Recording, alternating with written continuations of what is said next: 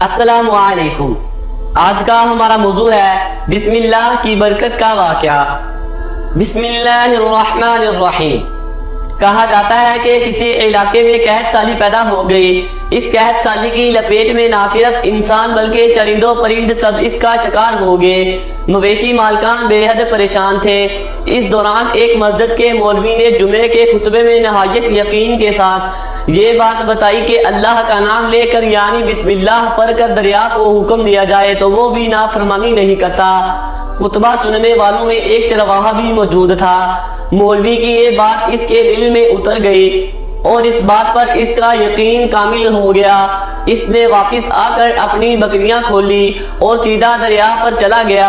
اونچی آواز سے بسم اللہ الرحمن الرحیم پڑھا اور دریا کو کہا وہ اپنی بکریاں چروانے کے لیے دوسرے پار جانا چاہتا ہے اور اسے کہا کہ مجھے اپنے اوپر سے گزرنے دے۔ یہ کہہ کر اس نے اپنی بکریوں کو لیا اور دریا پر چلتا ہوا دریا پار کر گیا۔ دریا کے دوسری طرف کا علاقہ گھاس سے بھرا ہوا تھا۔ درختوں کے پتے بھی سلامت تھے کیونکہ کسی کو یہاں تک آنے کی رسائی نہیں تھی۔ اس نے خوب اچھی طرح اپنی بکریوں کو سیر کروایا اور واپس لوٹ آیا۔ پھر یہ اس کا معمول بن گیا کہ وہ بکریاں پار چھوڑ کر واپس آ جاتا اور شام کو جا کر بکریاں واپس لے آتا۔ اس کی بکریوں کا وزن دگنا چگنا ہو گیا۔ لوگ چونک گئے اور اس سے پوچھا کہ وہ اپنی بکریوں کو کیا کھلاتا ہے۔ وہ سیدھا سادہ اور صاف دل نوجوان تھا۔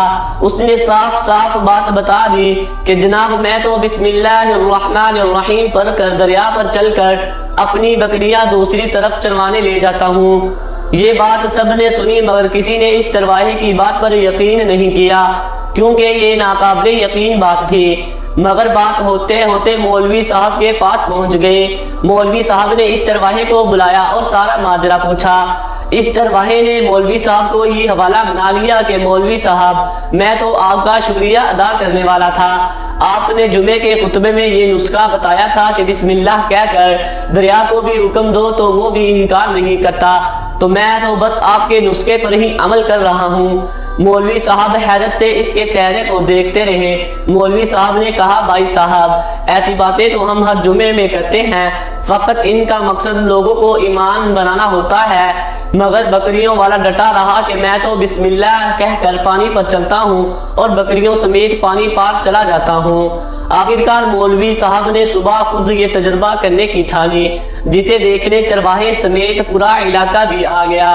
مجمع زیادہ تھا۔ مولوی صاحب نے ایک دو بار سوچا کہ انکار کر دوں کہ کہیں ڈوب نہ جاؤں، مگر وہ جو مولوی صاحب کو کندھے پر اٹھا کر لائے تھے اب بھی جوش و خروش سے اللہ اکبر کے نعرے لگا رہے تھے اور مولوی صاحب کے حق میں تعریفیں کر رہے تھے۔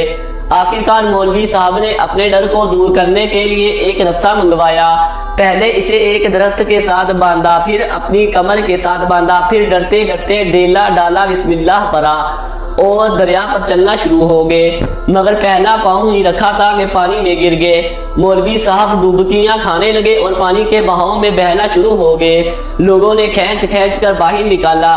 مولوی صاحب کی اس حرکت نے چرواہے کو پریشان کر دیا کہ مولوی صاحب کی بسم اللہ کو یہ کیا ہو گیا ہے، کیونکہ اس کا یہ روز کا معمول تھا۔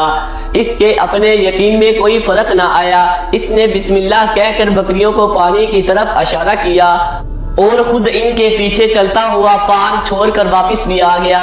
لوگ اسے ولی اللہ سمجھ رہے تھے اور اس کے حق میں نعرے لگا رہے تھے، مگر وہ سب بے نیاز سیدھا سادہ انسان تھا۔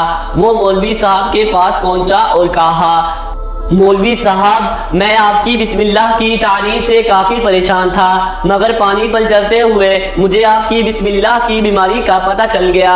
اس چرواہے نے درخت سے باندھی رسی کی طرف اشارہ کیا اور کہا مولوی صاحب یہ ہے آپ کی بسم اللہ کی بیماری، آپ کی بسم اللہ کی برکت کو یہ رسہ کھا گیا۔